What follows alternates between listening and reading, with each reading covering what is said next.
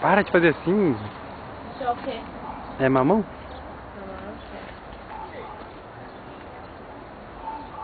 Agora minha caneta não foi mosqueira mais. Ô Léo, vai se catar, meu filho.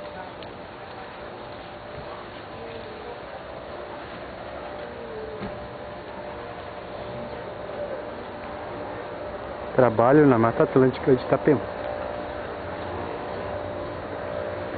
Agora estamos indo atrás da nossa guia, Ana Paula. Ela vai no nosso... Olha o que é isso? Olha. Como vocês estão vendo, aqui tem muita variedade de plantas. Aí uma trepadeira aí.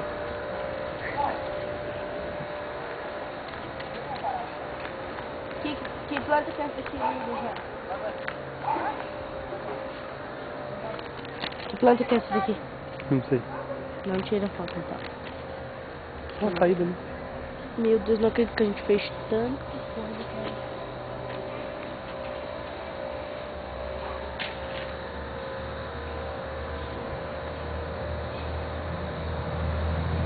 Esse aqui eu vou pôr no YouTube.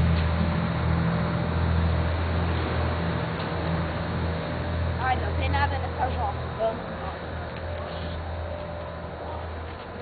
Tá, Ana, vai tirar foto da raiz lá do aipim? Raiz do quê? Hã? Aipim? Que isso? Não quero.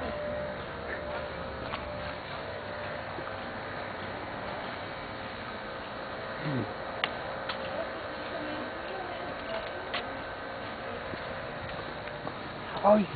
É o piso mesmo. A gente já foi nessa casa aqui, né? Não.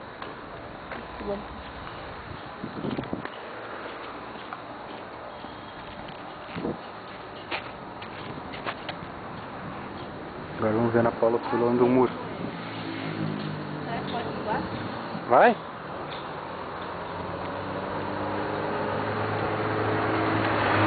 Agora minha vez. Eu vou pela parte mais baixa. Ali, ó.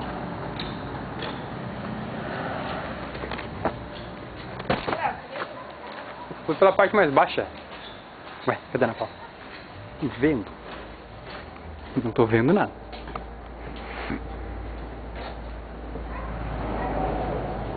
Ele moeu, não é? Agora eu tô gravando, agora eu não posso tirar foto. Mas eu tô mandando.